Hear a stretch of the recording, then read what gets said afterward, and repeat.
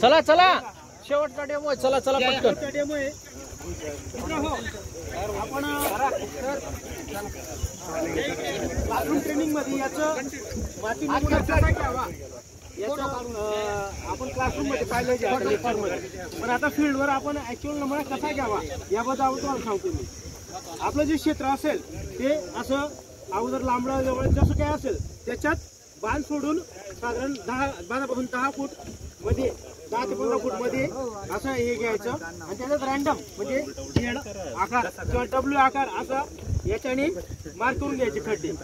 असं काही दोरीवरी बांधायची गरज नाही, पण रॅन्डमली आपल्याला शेतात 10 ते 15 ठिकाणी आपलं प्रातिनिधिक क्षेत्र जसं असेल त्यानुसार आपल्याला माती काढायची आहे. तर माती काढताना माती नमुना काढताना आपण फळपिका असेल तर आपण 1 फुटापर्यंत काढतो आणि जी जनरलाइज पिकं आहेत ते 30 सेंटीमीटर ते 60 सेंटीमीटर पर्यंत माती नमुना काढतो.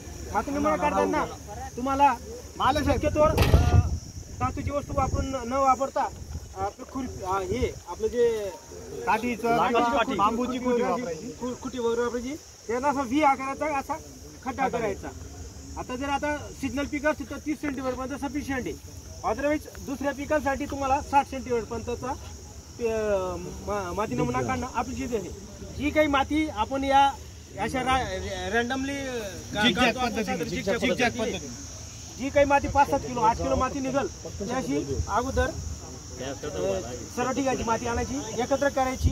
त्यानंतर याचे 4 भाग करायचे. या साहेबांनी ते दाखवलं होतं. समोरचे 2 भाग सिलेक्ट करायचे, ओढून द्यायचे.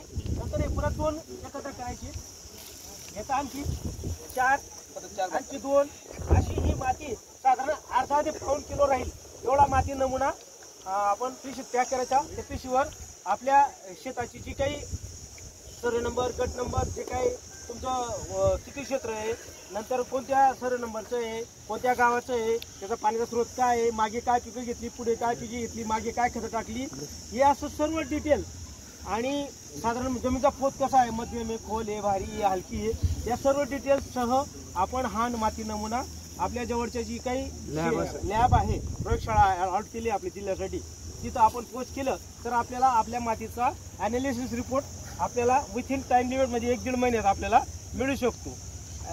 आपण माती नमुना दिल्यानंतर आपल्याला तो नमुना दिल्यानंतर आपल्या त्या ॲनालिसिसनुसार आपल्या माती याच्यात आपण कोणती प्रकारची खतं, किती डोस कमी करायचा, किती डोस वाढवायचा याचा ॲनालिसिस करून आपलं जे कॉस्टिंग वाढतंय आपलं म्हणजे उत्पादन खर्च वाढतोय तो आपण निश्चितच कमी करू शकतो. अशा प्रकारे आपण हा माती नमुना काढायचा. आभार.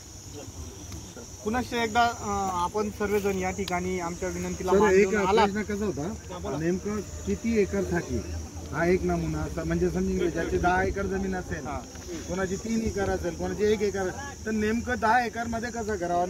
म्हणजे तुम्ही 10 एकर आहे सारखी दररोज कापूसच पीक घेताय त्या 10 एकरवर, तर तुम्ही 1 ते 2 प्रातिनिधिक स्वरूपात काढले तरी चालतील. पण तुम्ही कापूस घेताय 3 एकरवर, मका काढताय 3 एकरवर, बाकीचे पीक दुसऱ्या याच्यावर, तर त्या कापसाचा वेगळा आणि मकाचा वेगळा काढावा लागेल तुम्हाला. म्हणजे प्रयोगशाळेला नमुना पाठवत असताना कोणत्या पिकासाठी तपासायचं आहे हे तांबे लावायला का मक्याला का ते पिकानुसार. चला धन्यवाद, थँक्यू.